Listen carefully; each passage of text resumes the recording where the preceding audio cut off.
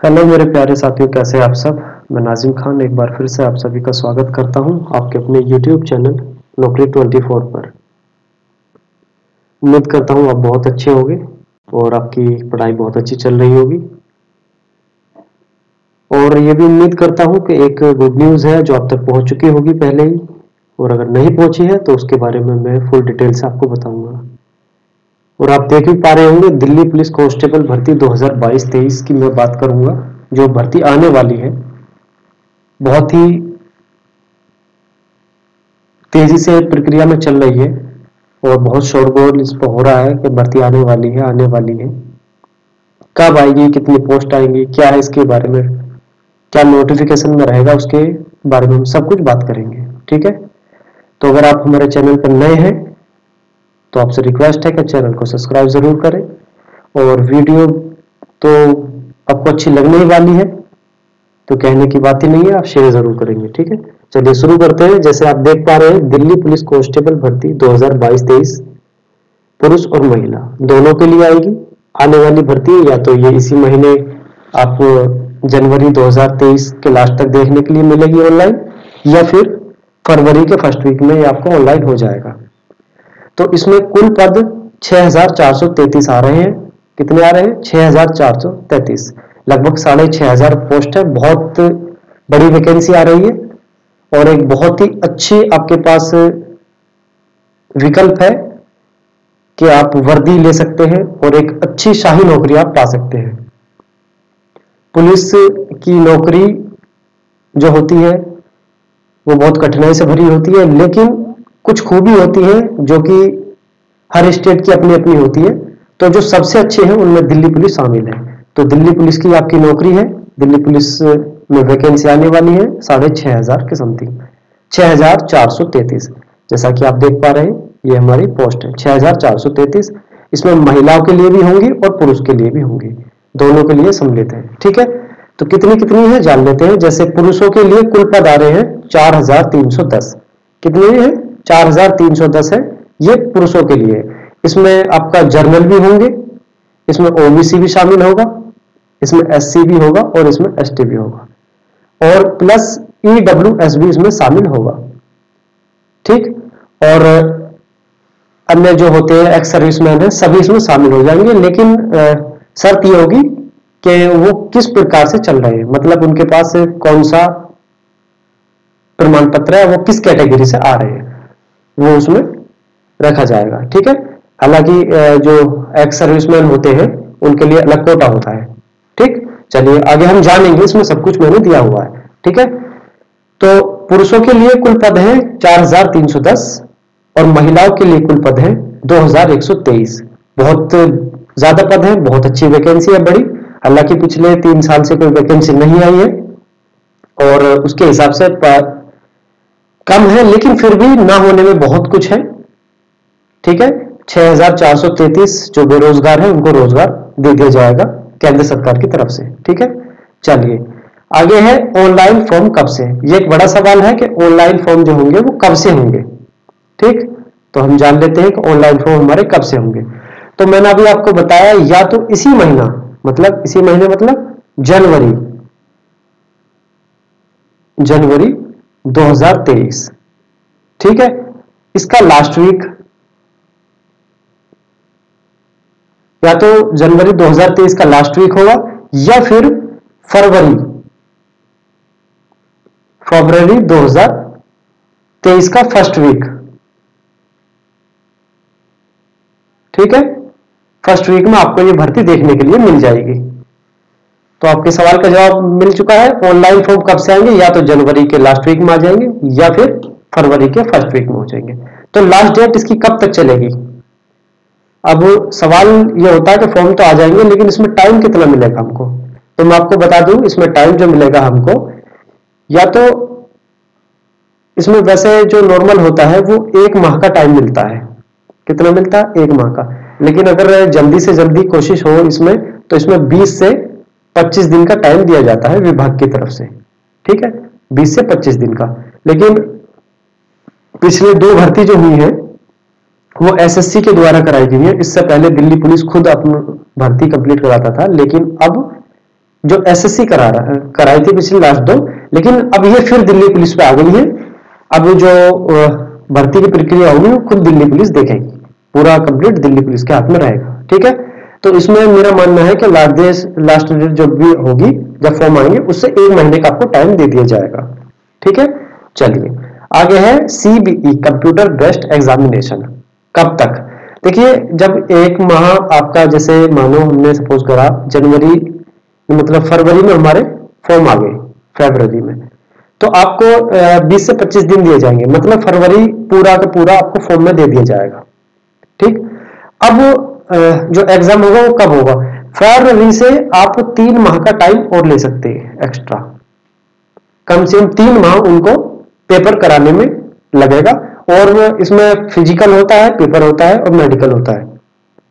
तो इसमें सबसे पहले जो दिल्ली पुलिस जो कराती है वो पेपर कराती है, पहले तो पेपर होगा, और पेपर कब होगा? फरवरी से 3 माह लगा लीजिए, मतलब या तो मई में हो जाएगा स्टार्टिंग में, या मई के लास्ट में आपका पेपर हो जाएगा। ठीक है, और ये पेपर ऑनलाइन होगा आपका। कैसे होगा? ऑनलाइन पेपर हो जाएगा। ठीक है, पोस्ट है हमारी 6433। ये बहुत अच्छी वैकेंसी है, और दिल्ली पुलिस काफी अच्छी सैलरी भी देती है, और बहुत अच्छी जॉब है, शाही जॉब मैं कह सकता हूं इसके लिए। ठीक है, चलिए आगे देखते हैं। आगे है कंप्यूटर आधारित परीक्षा, मतलब CBE, जो हमने अभी ये देखा था ऊपर, CBE आयोग द्वारा केवल अंग्रेजी और हिंदी में आयोजित की जाएगी। मतलब जो आपका जो पेपर होगा वो 2 भाषाओं में लिया जाएगा, हिंदी में और अंग्रेजी में। अब आपके ऊपर है, आप किस लैंग्वेज को ज्यादा समझते हैं, आप किस में कंफर्टेबल हैं, कि आप किस में अच्छा स्कोर कर सकते हैं, हिंदी या इंग्लिश। लेकिन एक चीज होता है, अगर कोई क्वेश्चन अगर हमारा गलत बनना है ना, हमारा समझ नहीं आया, तो इसका जो आयोग होता है ना, वो इंग्लिश लैंग्वेज को फर्स्ट प्रायोरिटी देता है कि इंग्लिश लैंग्वेज में उस सवाल को किस तरह लिखा गया है। तो जो मान्य होता है वो अंग्रेजी होता है, तो इसलिए थोड़ा अंग्रेजी पे भी फोकस दें। अगर आपको हिंदी समझ नहीं आए तो इंग्लिश में सवाल को देख लें। ठीक है, चलिए, तो हमारा जो ऑनलाइन ये पेपर होगा, ठीक है, 2 भाषाओं में आएगा, इंग्लिश में और हिंदी में। तो अब आपकी चॉइस है कि आप हिंदी में करना चाहें या इंग्लिश में करना चाहें। जब आप कंप्यूटर पर बैठोगे तो वह लैंग्वेज आपको सेलेक्ट करने के लिए ऑप्शन आएगा, आप अपने हिसाब से लैंग्वेज सेलेक्ट कर सकते हैं। ठीक, अगला है हमारा आवेदन केवल ऑनलाइन माध्यम से ही स्वीकार किए जाएंगे। जब आपके फॉर्म आएंगे उनको ऑनलाइन देखने के लिए मिलेंगे, जो पहले ऑफलाइन डालते थे, ऑफलाइन ये नहीं होगा, केवल ऑनलाइन कंप्यूटर से इसका फॉर्म भरे जाएंगे। ठीक है, जब भी फॉर्म आए, या तो जनवरी के लास्ट वीक में या फरवरी के फर्स्ट वीक में, उम्मीद है आने की पूरी पॉसिबिलिटी के आ जाएंगे। ठीक है, तो ऑनलाइन आएंगे, और इसमें 20 से 25 दिन या फिर 1 महीने का टाइम आपको दिया जाएगा इसमें। ठीक, चलिए आगे देखते हैं। आगे है physical endurance and management test. Measurement test मतलब PE and MT Delhi police द्वारा दिल्ली में निर्धारित और संयोजित किया जाएगा। PE and MT qualifying nature का होगा, मतलब जो फिजिकल है आपका, ठीक है, फिजिकल में रेस होती है, और long jump, high jump, chest वगैरह नापी जाती है। ये जो कराया जाएगा इसमें कोई आपको मार्क्स नहीं दिए जाएंगे, केवल क्वालिफाइंग होगा। ठीक है, लेकिन जो इसमें फेल हो गया वो फेल माना जाएगा, और इसमें ये नहीं है कि मैंने ज्यादा बेटर करा है तो मुझे इसके मार्क्स दिए जाएंगे, नहीं, ऐसा कुछ नहीं है, केवल क्वालिफाई कराया जाएगा। ठीक है, चलिए आगे देखते हैं। आगे है फिजिकल इंड्योरेंस एंड मैनेजमेंट, ये हमारा हो चुका है। उम्मीदवारों से आवश्यक पात्रता प्रमाण पत्र, उम्मीदवारों से आवश्यक पात्रता प्रमाण पत्र, दस्तावेजों का संग्रह और मूल प्रमाण पत्रों के साथ उनका सत्यापन PE एंड MT के समय दिल्ली पुलिस द्वारा किया जाएगा। तो इसका कहने का मतलब है कि जो आपके डॉक्यूमेंट्स हैं, जैसे इसमें जो अर्हता मांगी है, क्वालिफिकेशन मांगी है, 10+2 मांगी है, 12वीं क्लास, कम से कम 12वीं हो, इससे आगे आपने जो भी करा हो वो कोई मायने नहीं रखता, केवल आपके हाथ में 12वीं के सर्टिफिकेट होने चाहिए। आप किस कैटेगरी से हैं उसका सर्टिफिकेट आपके पास होना चाहिए, प्लस इसमें लाइसेंस मांगा जाता है, आपके पास लाइसेंस होना चाहिए। ये आपको तब देखे जाएंगे जब आप फिजिकल के लिए जाएंगे, इसमें यही कहा गया है। ठीक है, ये जो हमारा है इसमें यही कहा गया है कि जब आप फिजिकल के लिए जाओगे उससे पहले आपका सत्यापन होगा कि आपको डॉक्यूमेंट्स आपको दिखाने पड़ेंगे। ठीक है, और ये दिल्ली पुलिस द्वारा किया जाएगा, क्योंकि दिल्ली पुलिस ही करा रही है। ठीक, चलिए आगे देखते हैं। हाँ, कंप्यूटर आधारित परीक्षा में उम्मीदवारों के प्रदर्शन के आधार पर आयोग द्वारा अंतिम परिणाम घोषित किया जाएगा, जो परीक्षा की सूचना में निर्धारित पीई और एमटी और अन्य शर्तों को पूरा करने के अधीन होगा। इसका मतलब यह है, जब आपका पेपर हो जाएगा, जो आपका कंप्यूटर ऑनलाइन पेपर होगा, आपका ऑनलाइन, ठीक, ऑनलाइन पेपर हो जाएगा, उसके बाद में सबसे पहले इसकी आंसर की आएगी। आंसर की आप देखोगे, आप अपने नंबर जोड़ोगे और जो नंबर आप देखोगे कौन सा आपका क्वेश्चन सही है, कौन सा गलत है। अगर आपका गलत है, क्यों हो रहा है, उस पर आप आपत्ति दर्ज कराने के लिए भी आयोग द्वारा लिंक दी जाएगी। उसके बाद में मेरिट दी जाएगी कि हमारा इतने नंबर का एक पेपर था, इतने पर हमने मेरिट टांग दी, और मेरिट जो होगी वो नॉर्मलाइजेशन के माध्यम से लगाई जाएगी। ठीक, जो इस मेरिट में आ जाएगा, ठीक, मेरिट के आधार पर आगे आपको उसमें फिजिकल के लिए बुलाया जाएगा। ठीक, चलिए इसमें जो हमारी ये लाइन है, इसमें यही कहा गया है कि फिजिकल के लिए केवल उनको बुलाया जाएगा जो मेरिट में आ जाएगा, और मेरिट वो विभाग की अकॉर्डिंग लगेगी, वो कितने नंबर पे लगाती है। ठीक है, चलिए आगे देखते हैं। परीक्षा की योजना रिक्तियों, शारीरिक सहन शक्ति और मापन परीक्षण पीई एंड एमटी, दस्तावेज सत्यापन और चिकित्सा परीक्षा आदि जैसे अन्य सभी मुद्दों से संबंधित अदालती मामले आरटीआई लोक शिकायत अभ्यावेदन दिल्ली पुलिस द्वारा निपटाए जाएंगे। मतलब जैसे कि अगर आपके कोई परीक्षा में कुछ धांधली है, या कुछ आपको पोस्ट के अकॉर्डिंग कुछ आपका इशू आ रहा है, या फिर फिजिकल से रिलेटेड आपका कोई इशू आ रहा है, या फिर दस्तावेज सत्यापन हो रहा है आपका, उससे कोई इशू है उसका, या फिर आप मेडिकल का कोई इशू आ रहा है, इसके अकॉर्डिंग आप कोई भी आपका कोई केस है, या आप इसमें आरटीआई लेना चाहते हैं, या फिर कोई शिकायत करना चाहते हैं, तो इसका जो निकाल करेगा वो दिल्ली पुलिस खुद करेगी। इसका कहने का मतलब यह है, जो आप देख पा रहे हैं ये लाइन हमारी, के आरटीआई लोक शिकायत अभ्यावेदन दिल्ली पुलिस द्वारा निपटाए जाएंगे। कौन कौन से? परीक्षा की योजना, अगर आपको इसमें कोई संशय है, आपको इसको कुछ आपको लग रहा है कि ये गलत है, या फिर इनके रिक्तियों संबंधी जो आपकी वैकेंसी आ रही है, पोस्ट, उसके बारे में कोई जानकारी। ठीक, शारीरिक सहन शक्ति और मापन परीक्षण, मतलब आपका जो फिजिकल है उससे अकॉर्डिंग कोई आपका इशू आ रहा है, या दस्तावेज सत्यापन में है, या फिर आपका मेडिकल में है। ठीक, इससे अकॉर्डिंग अगर आपका कोई इशू है तो आप इसके बारे में शिकायत करना चाहते हैं, या इसके बारे में जानकारी लेना चाहते हैं आरटीआई के माध्यम से, तो इसका जो निपटारा करेगा दिल्ली पुलिस खुद करेगा। ठीक है, चलिए आगे देखते हैं। सबसे एक इंपॉर्टेंट चीज वो ये है कि पे स्केल क्या है इसका। तो इसका पे स्केल है, ये लेवल 3 की भर्ती है, लेवल 3 मतलब सी ग्रुप की। ठीक, सी ग्रुप में है, और इसकी स्टार्टिंग सैलरी जो बनती है हमारे दिल्ली पुलिस कांस्टेबल की 21,700 से लेकर 69,100 तक इसकी सैलरी बनती है कांस्टेबल की। ठीक है, एक बहुत अच्छी वेतन आपको देती है दिल्ली पुलिस, और बहुत ही अच्छी फैसिलिटी के साथ में आपको नौकरी कराती है। तो इसलिए तैयारी जरूर करें और बेहतर से बेहतर करें। चलिए आगे देखते हैं। कांस्टेबल कार्यकारी, पुरुष की प्रत्येक श्रेणी में भूतपूर्व सैनिकों के लिए 10% रिक्तियां आरक्षित होंगी।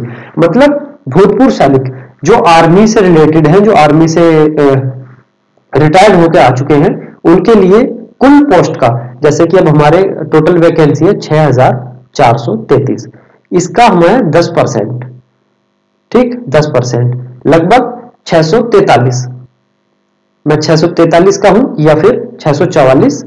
ठीक है, इतनी वैकेंसी ये किसके लिए होंगी? ये आर्मी मैन के लिए होंगे, एक्स सर्विसमैन होते हैं जो आर्मी से रिटायर्ड होकर आ चुके हैं, उनके लिए ये रिजर्व रखी जाएगी 643-44 पोस्ट। ठीक है, चलिए आगे देखते हैं। आगे है कि nationality citizenship candidates must be the citizen of India. मतलब इसका कहने का है कि उम्मीदवार जो होगा भारत का नागरिक होगा। मतलब जो फॉर्म डाल सकता है वो केवल और केवल भारत का नागरिक ही डाल सकता है। और भारत का नागरिक कौन होगा, ये आप संविधान में अच्छी तरह से पढ़ चुके होंगे, नहीं पढ़ेंगे तो मेरे एक वीडियो दूंगा, मैं उसमें आप देख लेंगे अच्छे से। ठीक है, तो कहने का मतलब आप केवल भारत का नागरिक ही इस फॉर्म को डाल सकता है। वो भारत का नागरिक पूरे भारत में कहीं का भी हो सकता है, किसी भी स्टेट से आ सकता है, किसी भी जिले से आ सकता है, किसी भी केंद्र शासित प्रदेश का हो, ये कोई मायने नहीं रखता, केवल वो भारत का नागरिक हो। ठीक है।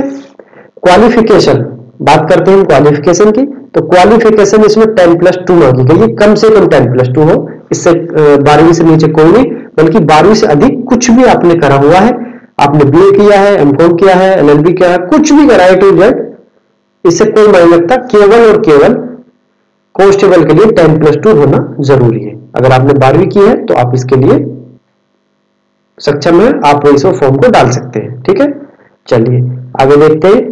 इंपॉर्टेंट पॉइंट है, और वो इंपॉर्टेंट पॉइंट है, क्या ड्राइविंग लाइसेंस जरूरी है? तो हाँ, जरूरी है ड्राइविंग लाइसेंस। देखिए, आप ड्राइविंग में तो नहीं जा रहे, लेकिन कभी कभी ऐसी हो जाता है कि विभाग को ऐसी जरूरत पड़ जाती है कि ड्राइविंग नहीं है, लेकिन आप इमरजेंसी में खुद के लिए या विभाग के लिए आप के पास ड्राइविंग लाइसेंस होना जरूरी है, ताकि आप ड्राइव कर सको किसी इमरजेंसी में। ठीक है, तो ये ड्राइविंग लाइसेंस 3 तरह का होता है। एक होता है लाइट, एक होता है लर्निंग, और एक होता है हैवी। ठीक, तो अब इन तीनों में से कौन सा इसमें लाइसेंस मांगा जाएगा? तो मैं आपको बता दूं कि जो ये लर्निंग में लाइसेंस होता है, ये आपको पहले बनवाया जाता है। आप जब अप्लाई करते हैं तो आपको लर्निंग लाइसेंस दिया जाता है, ये आपका मान्य नहीं होगा। उसके बाद जो दूसरा सेकंड स्टेप में जो लाइसेंस बनता है, वो आपका लाइट लाइसेंस बनता है, जो कि दिल्ली पुलिस मांगता है। तो दिल्ली पुलिस के लिए लाइट लाइसेंस होना जरूरी है। अगर आपके पास हैवी भी है तो हैवी भी काम कर जाएगा, ये तो ऑल इंडिया काम करेगा हर जगह। ठीक है, लेकिन आपके पास लाइट लाइसेंस का होना बहुत जरूरी है। ठीक, चलिए आगे देखते हैं। और एक सबसे मोस्टली लाइन वो ये है, सबसे जो सभी का पॉइंट है कि हम ओवर एज हो चुके हैं, उसके लिए क्या है, इसमें एज क्या मांगी जाएगी? तो मैं आपको सबसे पहले आपके सवाल का जवाब दे दूं। एज लिमिट जो होगी उसे 18 से 25 तक इसमें होगी। 18 से 25 मतलब कि कम से कम 18 साल का हो और अधिक से अधिक 25 साल का।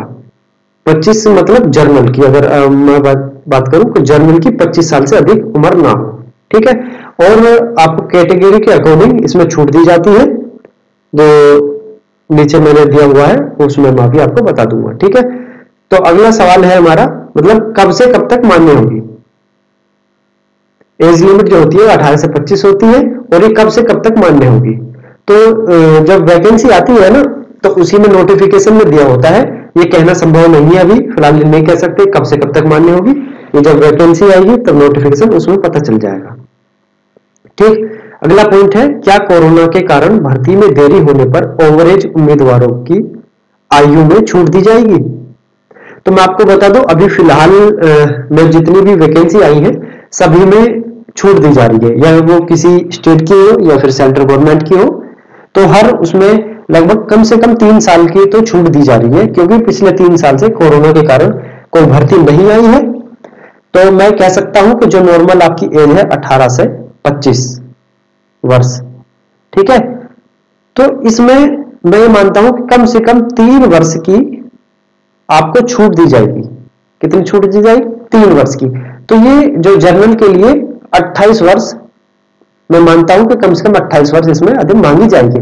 और 28 के बाद इसमें जो हमारे SC ST है या OBC है, ठीक है, उनके जो रिजर्वेशन होता है प्लस इसमें वो हो जाएगा। अगर हमारा OBC है, OBC के लिए 3 साल है, तो OBC को 28 + 3 हो जाएगा, ये OBC का।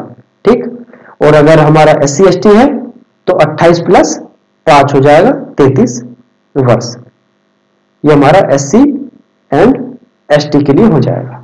ठीक है, चलिए आगे देखते हैं। ये हमारा एक चार्ट पेपर है जो एज के अकॉर्डिंग बताया गया है कि किस कैटेगरी को कितनी छूट मिलेगी। आप देख पा रहे हैं SC ST पहले नंबर पे है, SC ST, उसके लिए हमें 5 साल की छूट दी जाती है सेंट्रल गवर्नमेंट की तरफ से। OBC की बात करते हैं तो OBC के लिए 3 वर्ष की छूट दी जाती है सेंट्रल गवर्नमेंट की तरफ से। ठीक है, और अगर किसी स्टेट की बात करते हैं तो वहां का अलग अपना हिसाब होता है कि वहां कौन कितनी छूट दे रहा है किसी स्टेट। ठीक है, तो ये पूरा एक ग्राफ है, आप इसको अच्छी तरह से नोट कर लें। अगर मैं एक एक पॉइंट बताऊंगा तो वीडियो लंबी हो जाएगी, ठीक है, इसलिए आप इसको खुद देख लें। जो मेन पॉइंट है मैंने आपको बता दिया है कि ओबीसी के लिए सेंट्रल गवर्नमेंट में 3 साल की छूट होती है और SC ST के लिए 5 साल की छूट आपको दी जाती है, ठीक है। एज में छूट मिलने की पूरी संभावना है।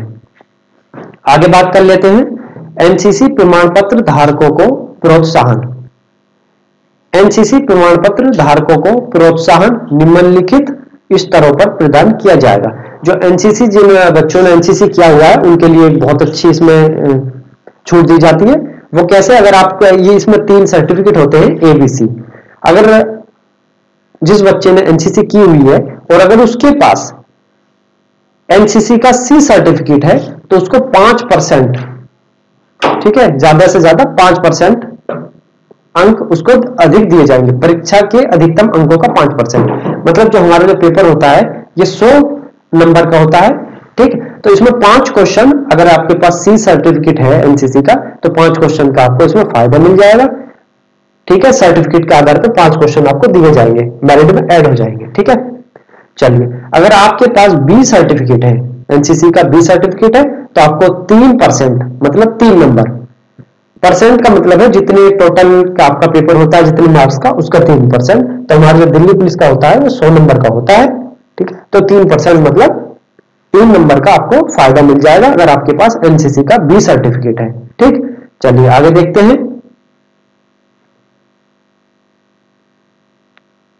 आगे हमारे पास आ जाता है एनसीसी का A सर्टिफिकेट। किसका? एनसीसी का A सर्टिफिकेट। अगर A सर्टिफिकेट पर हमें 2% की छूट मिल दी जाएगी, ठीक। 2% की छूट मतलब अगर आपका 100 नंबर का है तो आपको 2 नंबर दे दिए जाएंगे अगर आपके पास एनसीसी का A सर्टिफिकेट है। चलिए ठीक है, आगे बात कर लेते हैं। यह लाभ भूतपूर्व सैनिकों के लिए उपलब्ध नहीं है, ठीक है। ये एक नोट है बहुत अच्छा। काफी कंफ्यूजन होती है कि क्या इनसे जो हमारे एक्स सर्विसमैन है उनके लिए दी जाएगी, नहीं, उनके लिए छूट नहीं दी जाएगी क्योंकि उनके लिए ऑलरेडी छूट मिल चुकी है, ठीक है। ये केवल और केवल एनसीसी के लिए ही मान्य होगी, ठीक। आगे देख लेते हैं। आगे हमारा परीक्षा की योजना क्या है? परीक्षा की योजना। परीक्षा में कंप्यूटर आधारित परीक्षा, मतलब जो कंप्यूटर ऑनलाइन एग्जाम होगा उसके बारे में बताया गया है। शारीरिक सहनशक्ति और मापन परीक्षण PEMT शामिल होगा। जो परीक्षा होगी सबसे पहले आपको कंप्यूटर से ऑनलाइन एग्जाम दिया जाएगा, उसके बाद आपका फिजिकल होगा, और जो फिजिकल और में पास हो चुके हैं और पेपर, मतलब पहले पेपर पास हुए फिर फिजिकल पास हुए, उसके बाद आपको सीधा बुलाया जाएगा मेडिकल के लिए, ठीक है। जिसके बाद अनुशंसित उम्मीदवारों की चिकित्सा परीक्षा होगी, ठीक है। पहले क्या होगा? पहले आपका पेपर लिया जाएगा फर्स्ट, उसके बाद आपको फिजिकल के लिए बुलाया जाएगा, और जब इन दोनों में आप क्वालिफाई हो चुके हैं, ठीक है, तो आपको लास्ट चिकित्सा के लिए बुलाया जाएगा, ठीक है। और उसके बाद एक फाइनल मेरिट लगेगी, उसमें अगर आपका नाम आता है तो आपको बहुत बहुत बधाई, आप ट्रेनिंग के लिए जाएंगे, ठीक है। चलिए आगे देखिए। कंप्यूटर आधारित परीक्षा। कंप्यूटर आधारित परीक्षा में एक वस्तुनिष्ठ प्रकार का बहुविकल्पीय पेपर होगा जिसमें 100 अंकों के 100 प्रश्न होंगे, जिसकी संरचना कुछ इस प्रकार है जो हमने लिखी हुई है। आप इस चार्ट को देख ले, एक बार मैं बता भी दूंगा। इसका मतलब है कि आपका जो ऑनलाइन पेपर होगा कंप्यूटर पे, उसमें 100 क्वेश्चन होंगे और 100 क्वेश्चन 100 ही नंबर के होंगे, और वो 100 क्वेश्चन आपको बहुविकल्पीय होंगे, मतलब ऑब्जेक्टिव टाइप होंगे। ऑब्जेक्टिव टाइप, केवल टिक मार्क के क्वेश्चन आपके उसमें दिए जाएंगे, आपको सोल्व करने हैं और टिक लगाना है सही गलत में, ठीक है। ठीक है, तो गलत पे मत लगाना, केवल और केवल सही पे लगाना। तो इसमें 4 भाग होते हैं। पार्ट 1 मतलब part A, part B, part C और पार्ट डी। पार्ट ए की अगर मैं बात करता हूं तो इसमें general knowledge, current affair, GK 50 question होते हैं और 85 नंबर के इसमें होते हैं, ठीक है। बात करता हूं अगले बी पार्ट की, तो रीजनिंग होती है, 25 क्वेश्चन होते हैं, 25 ही नंबर के होते हैं। तीसरे पार्ट की बात करता हूं, नंबरिंग मतलब मैथ, 15 क्वेश्चन होते हैं और 15 ही नंबर के होते हैं, ठीक है। बात करता हूं डी पार्ट की, तो डी पार्ट में कंप्यूटर आ जाता है और कंप्यूटर इसमें 10 क्वेश्चन होते हैं और 10 ही मार्क्स के होते हैं। पहले दिल्ली पुलिस कंप्यूटर नहीं लेता था, जब से एसएससी पे आया है तब से कंप्यूटर ऐड कर दिया गया है। हो सकता है कि नोटिफिकेशन में इसको चेंज कर दिया जाए, फिलहाल अभी के लिए इतना ही है। ठीक है, ऑल ओवर 100 क्वेश्चन होंगे, 100 मार्क्स से होंगे और इसमें टोटल जो टाइमिंग दिया जाएगा 90 मिनट का दिया जाएगा। मतलब आपका एक सही 1/2 घंटे का इसमें टाइम दिया जाएगा। 1.5 घंटे में 100 क्वेश्चन आपको हल करने हैं। ठीक, चलिए आगे देखते हैं।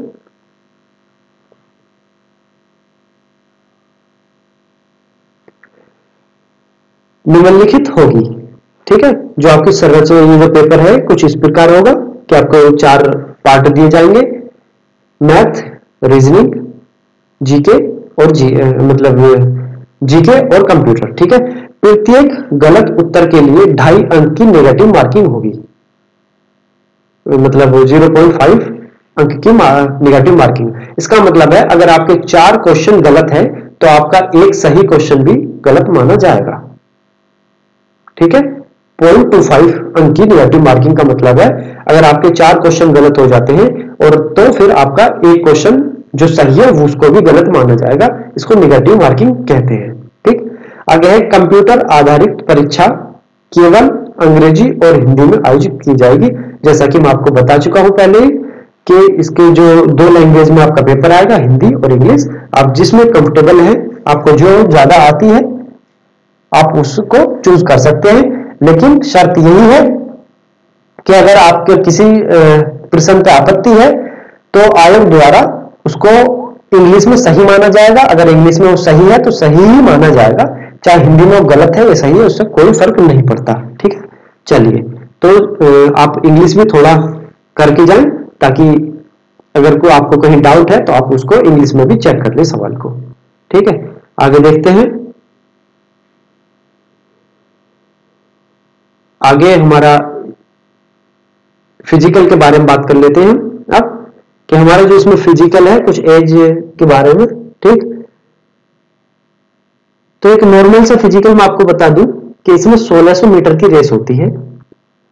1600 मीटर की रेस होती है जिसमें 6 मिनट का आपको टाइम दिया जाएगा।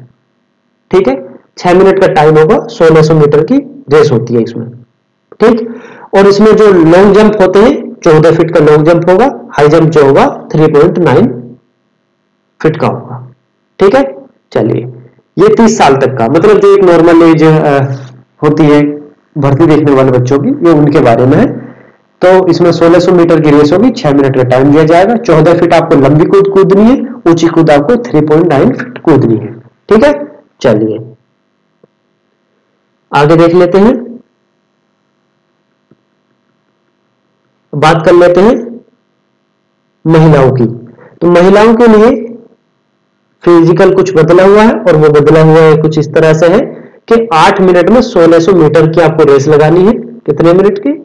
8 मिनट में 1600 मीटर। और इसमें जो जंप की बात कर लेते हैं, लॉन्ग जंप 10 फीट मारनी है और जो हाई जंप 3 फीट आपको लेनी है। ये महिलाओं का फिजिकल है, नॉर्मल। ठीक है, चलिए, और जो अब कोई डाउट है, आप एक्स सर्विस मैन है या कुछ है, तो इसमें चार्ट में दिया गया है, आप इस चार्ट को एक बार दोबारा पढ़ लें, आपके सभी क्वेश्चन का जवाब मिल जाएगा आपको। ठीक है, चलिए आगे देखते हैं कि आगे क्या सवाल है हमारा। हाँ, तो सवाल है, क्या कोरोना के कारण भर्ती में देरी होने पर ओवरेज उम्मीदवारों को आयु में छूट दी जाएगी? मैं आपको पहले ही बता चुका हूं, ये एक बहुत बड़ा सवाल है। पिछले 3 साल से कोई वैकेंसी नहीं आई है और इस कारण बहुत बहुत ज्यादा बच्चे ओवरेज हो चुके हैं। लेकिन अभी फिलहाल में जो देखने के लिए मिल रहा है वो ये मिल रहा है कि जिस भी स्टेट में या फिर सेंट्रल गवर्नमेंट से अगर कोई वैकेंसी आउट हो रही है, जो वैकेंसी आ रही है उसमें सभी में छूट दी जा रही है, क्योंकि पिछले 3 साल से कोई भर्ती नहीं आई है, बहुत बच्चे ओवरेज हो चुके हैं। तो इसमें लगभग मैं मानता हूं कि 3 वर्ष की छूट दी जाएगी। कितने वर्ष की? कम से कम 3 वर्ष की, क्योंकि अभी एसएससी के द्वारा जारी हुआ था नोटिफिकेशन, उसमें 3 वर्ष की छूट दी गई है। या फिर मैं मध्य प्रदेश की बात करता हूं तो वहां पे भी वैकेंसी आने वाली है, उसमें भी 3 वर्ष की छूट का ऐलान कर दिया है, घोषणा कर दी गई है। तो इसमें जो नॉर्मल एज होती है हमारी 18 से 25 वर्ष, इसमें 3 वर्ष की छूट के साथ कोरोना के कारण अब इसको 28 कर दिया जाएगा। ये मेरा अपना मानना है, हो भी सकता है नहीं भी, लेकिन होना चाहिए, जरूर होना चाहिए। ठीक है, तो ये 28 साल किसके लिए हो जाएगी? ये 28 साल जनरल वालों के लिए हो जाएगी। या ईडब्ल्यूएस वालों के लिए हो जाएगी। ठीक है, चलिए 18 से 25। अब जब 28 साल इसकी हो जाएगी तो इसमें ओबीसी के लिए भी एससी एसटी के लिए आरक्षण है। तो मैं एससी एसटी के लिए बात करता हूं तो 5 साल की छूट दी जाती है। तो 5 साल मतलब 33 साल, 33 वर्ष ये किसका हो जाएगा, ये एससी एंड एसटी का एज हो जाएगी 33 वर्ष अधिकतम। ठीक है, और अगर ओबीसी की बात करता हूं मैं 28 + 3 आप कर सकते हैं 31 वर्ष। ये किसकी है, ये ओबीसी की एज है। ठीक है, हालांकि इससे कम एज में छूट नहीं देनी चाहिए किसी भी प्रकार से, और हमारा मानना यह है जो अब तक देखने के लिए मिला है वो उसी के अकॉर्डिंग 3 साल की कम से कम छूट होनी चाहिए। ठीक है, आप तैयारी करें अच्छे से, उम्मीद करता हूं कि यही छूट आपको दी जाएगी, क्योंकि इसका एक बड़ा रीजन ये है कि चुनाव होने वाले हैं। ठीक है, चलिए तो ये चार्ट है, इस चार्ट में वही चार्ट आएगा एज का छूट के अकॉर्डिंग, तो आप इसको अच्छे से नोट कर लें, एक बार पढ़ लें। तो अब बात कर लेते हैं आईडी प्रूफ में क्या मांगे जाएंगे। तो प्रूफ क्या मान्य इसमें होंगे हमारे, जैसे आधार कार्ड है, आधार कार्ड मान्य होगा, वोटर आईडी कार्ड है आपके पास वो भी मान्य होगा, ड्राइविंग लाइसेंस है वो भी आपका मान्य होगा। ये तो एक मोस्ट इंपोर्टेंट है। ठीक है, मोस्ट इंपोर्टेंट है क्यों, क्योंकि आपका ये डॉक्यूमेंट्स में सम्मिलित है, ये तो मांगा ही जाएगा आपको। अगर ये आपके पास नहीं है तो आप फिजिकल नहीं दे पाओगे, उससे पहले आपको बाहर कर दिया जाएगा। आपके पास पैन कार्ड है तो वो भी चलेगा, आपके पास पासपोर्ट है वो भी चलेगा, और अगर आपके पास किसी कॉलेज का किसी यूनिवर्सिटी का आईडी कार्ड है तो वो भी आपका मान्य हो जाएगा। एम्प्लॉयड आईडी कार्ड है, अगर आप किसी गवर्नमेंट में या प्राइवेट सेक्टर में आप जॉब करते हैं तो उसका भी आपके पास आईडी कार्ड होगा, वो भी आपका मान्य होगा प्रूफ के तौर पर। और ex serviceman discharge book issued by ministry of defence, जो एक्स सर्विसमैन है जो अपनी सर्विस पूरी करके आते हैं उनको एक डिस्चार्ज बुक दी जाती है मिनिस्ट्री ऑफ डिफेंस की तरफ से, रक्षा मंत्रालय की तरफ से। अगर उनके पास वो है तो वो भी आपका प्रूफ के तौर पर माना जाएगा। ठीक है, तो ये था हमारा दिल्ली पुलिस के एक छोटा सा नोटिफिकेशन जो अभी आउट होने वाला है जल्दी, बहुत जल्दी। उसके बारे में एक नॉलेज थी थोड़ी, हमने जानकारी दी आपको। तो बताइए कैसी आपको ये जानकारी लगी, इसमें कहाँ आपको डाउट है, क्या आपका इश्यू आ रहा है, उसको बताएं हमें, हम पूरी कोशिश करेंगे, कमेंट में लिख के बताएं। ठीक है, एक बार फिर बता देता हूं, दिल्ली पुलिस कांस्टेबल की भर्ती आने वाली है। 6433 पोस्ट है, जिसमें महिला और पुरुष की भी है। ठीक है, दोनों को सम्मिलित किया गया है। पुरुषों के लिए 4310 पोस्ट है, महिलाओं के लिए 2123 वैकेंसी है। ठीक है, इन्हीं में आपका एनसीसी वालों के लिए भी है, इन्हीं में आपका एक्स सर्विसमैन है उनके लिए भी है। ठीक है, पुरुष और महिला दोनों के लिए 6433 पोस्ट है। लाइसेंस का होना बहुत जरूरी है, और आप क्वालिफिकेशन इसमें 12वीं होनी चाहिए। 12वीं से अधिक आपका कोई भी है सब चलेगा, लेकिन 12वीं से कम आपका नहीं होना चाहिए। ठीक है, ड्राइविंग लाइसेंस जो होगा आपके पास लाइट मान्य होगा, और ये आपका लाइसेंस आपके फॉर्म बनने से पहले या फिर आपके जो फिजिकल होगा उससे पहले का मान्य होगा। लेकिन ये कब का मान्य होगा ये आपको नोटिफिकेशन बताएगा जब नोटिफिकेशन आ जाएगा। जो आपका जो पेपर होगा वो कंप्यूटर से होगा, ऑनलाइन होगा। भर्ती बहुत जल्दी आने वाली है, इसलिए अच्छे से आप तैयारी करें। मेरी तरफ से आपको बहुत बहुत बहुत बधाई हो कि आप 6433 वैकेंसी का हिस्सा बनने वाले हैं और वर्दी लेने वाले हैं। आपको ये नहीं देखनी है कि वैकेंसी कितनी आ रही है, आपको केवल ये देखना है कि हमको एक वैकेंसी चाहिए, एक पोस्ट चाहिए। ठीक है, तो उस एक के लिए आप मेहनत करें। तो बेस्ट ऑफ लक, बहुत बहुत आपको शुभकामनाएं कि आप बहुत जल्दी 6433 वैकेंसी का नोटिफिकेशन आउट होता देखेंगे, ऑनलाइन फॉर्म सबमिट करेंगे और एक भर्ती के लास्ट स्टेज मतलब फाइनल मेरिट तक आप पहुंचेंगे, उसमें सिलेक्शन लेंगे और मेडिकल आप ट्रेनिंग के लिए जाएंगे। ठीक है, चलिए धन्यवाद वीडियो में बने रहने के लिए। मिलते हैं नेक्स्ट वीडियो में।